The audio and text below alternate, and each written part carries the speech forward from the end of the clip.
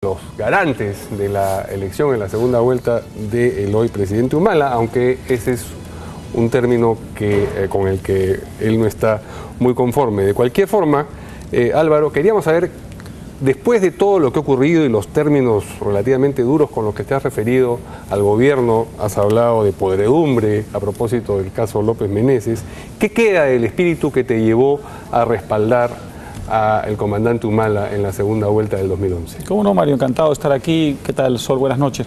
Mi idea en ese momento era básicamente doble. Desde luego había un problema de tipo moral. Era muy cercano el recuerdo de los años 90, una época en la que se produjo una crisis de tipo institucional y moral que no necesito contarla, todos lo sabemos.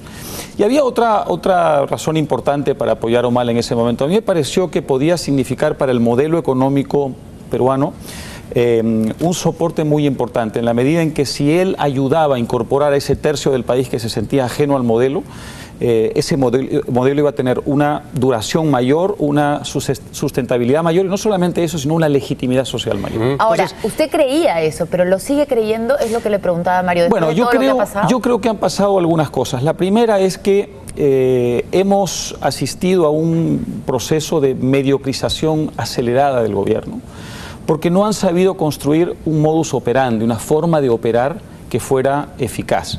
Y eso ha empezado además a erosionar poco a poco el propio modelo. No sé si la gente es consciente de lo que ha pasado este año, no solamente la desaceleración económica. Ha habido 3 o 4 rankings internacionales muy significativos en los que el Perú ha perdido posiciones. En el Foro Económico Mundial de Davos, por ejemplo, hace un ranking de competitividad y hoy día la competitividad es fundamental. Hemos caído en 8 de 12 categorías y en las 4 en las que no hemos caído estábamos bien hace 20 años. Hemos caído también en, por ejemplo, el clima de negocios del Banco Mundial, unas 3 posiciones.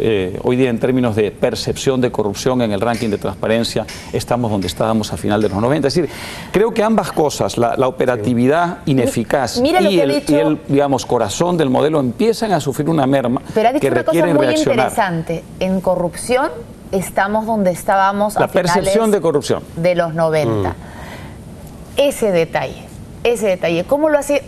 Ya no hablemos de todo lo que está mal, hablemos de lo que siente usted. Ya se le cayó el gobierno. A ver, yo no comparo la corrupción de hoy con la de los 90, evidentemente hay una diferencia de grado fundamental. El problema es el problema es que hay un país que ya no cree en nada y ya no le cree a nadie. Entonces se agrava muchísimo el problema de fondo si ante un problema como el que se ha suscitado en el último mes, y no es el único, la reacción del gobierno es una reacción que se parece mucho a las reacciones de gobiernos anteriores. ¿Pero usted todavía le cree? Está diciendo un país que está descreído. ¿Usted todavía cree en alguna medida en este gobierno? A ver, yo para, digamos, arrepentirme de haber votado por ellos tendrían que pasar cosas como que quisieran cerrar Cuarto Poder, por ejemplo, o quisieran, digamos, acabar con la democracia, o quedarse en el poder por la vía inmoral e ilegal de la elección de la primera dama. Eso no va a ocurrir. No porque caiga a seguir creyendo, ¿no? Pero yo siento, Mario, lo siguiente. Teníamos nosotros un compromiso. Vamos a votar por Humala y vamos a vigilarlo. Y vamos a ejercer una vigilancia que no hemos sabido ejercer hasta ahora. Entonces, yo quiero ejercerla. Es decir, por lo menos quiero hacer el intento de ser honesto conmigo y con la gente a la que le dije voy a votar por Humala, pero no lo hago desde la incondicionalidad, sino que cuando ocurran las cosas que ocurren ahora, voy a tratar de hablar en voz alta, aunque me sigan o no me sigan otras personas. Esa vigilancia, esa especie de vigilancia, muchas personas han interpretado que ustedes la ejercían de alguna manera o la ejercen de alguna manera a través del ministro Cateriano.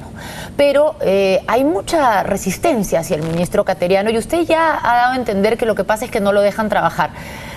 ¿Eso es lo que está sucediendo? Que su vigilante acá, en el Perú, porque usted y su padre viven fuera, está siendo impedido de trabajar y vigilar. Antes que nada, ha dicho también que quizás no está en el ministerio que mejor le acomoda. Esto es más importante que lo otro, es decir, en ningún caso Pedro Cateriano representa a mi familia ni representa a un sector político que existió hace 20, 25 años en el Perú, se representa a sí mismo y él ha sido invitado por el gobierno. El problema que yo veo en Pedro Cateriano, pero el problema no solamente eso, tiene grandes atribuciones, es un ministro que en cualquier gobierno podría ser de lujo. El problema que yo veo es que han depositado en él 2 funciones que no son compatibles. Una es la de ministro de Defensa y otra es la de gladiador del gobierno. O se es gladiador o se es ministro de Defensa, pero a la cabeza del Ministerio de Defensa tú no puedes tener un gladiador porque inevitablemente te conviertes en un foco de controversia permanente. ¿Y estás a la cabeza de qué? De las Fuerzas Armadas, ¿no? Eso no es culpa de él, es la función que han delegado en él. Todo gobierno necesita gladiadores, los han tenido todos aquí y en la Cochinchina.